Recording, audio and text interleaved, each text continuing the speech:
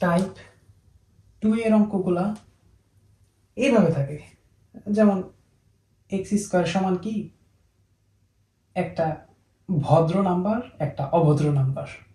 এই যে P square সমান কি, একটা ভদ্র নাম্বার একটা অভদ্র নাম্বার, সেম, তাই না? তাহলে দেখি এক নাম্বারটা ক্যালকুলেশন করে ভাঙানোটা শিখতে হবে। মূলত দেওয়া আছে, এটা লিখলাম। দেখো এখান থেকে আমরা কি বের করব, মূলত এক্স স্কোয়ার আছে না, এক্স কে বের করব।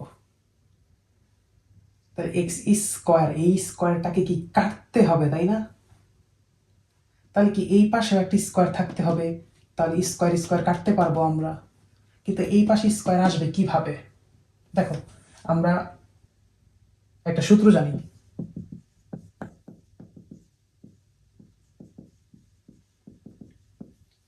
কোনোভাবে যদি আমি এরকম একটা স্ট্রাকচার দিতে পারি, ওকে এটা লিখতে পারবো।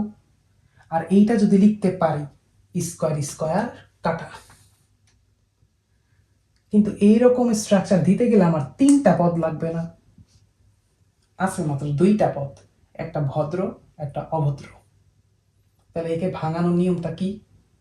তুমি কি করবা, এখানে যে ভদ্র নাম্বারটা আছে ওকে মাঝখান বরাবর খণ্ড করবা। 7কে মাঝখান বরাবর খণ্ড করলে 3.5 3.5 হয় না?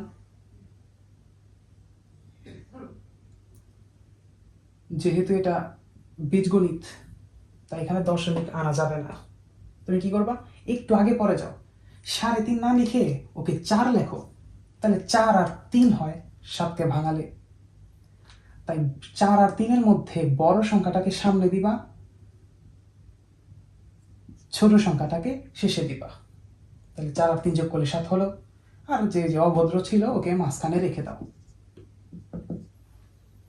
তাহলে এই যে 3টা পদ পেয়ে গেছো। এখন এরকম একটা ফেজ দিতে হবে, এই স্কোয়ার না, তাহলে কাকে স্কোয়ার করলে আমি 4 পাবো, 2কে স্কোয়ার করলে 4 পাবো। দেন শেষ একটা বি স্কোয়ার না, কাকে স্কোয়ার করলে তুমি 3 পাবা। 1কে স্কোয়ার করলে 1, 2কে স্কোয়ার করলে 4, কাউকে স্কোয়ার করলে কি 3 পাইতেছো? পাইতেছো না। তাহলে তুমি কি করবা, রুট আনো। রুট 3 কি স্কোয়ার করলে কি 3 হয় না? স্কোয়ার রুট কাটা, শুধু 3 থাকবে। তাহলে তোমার এ স্কোয়ার প্লাস বি স্কোয়ার মিললো। তুমি যদি এ আর বি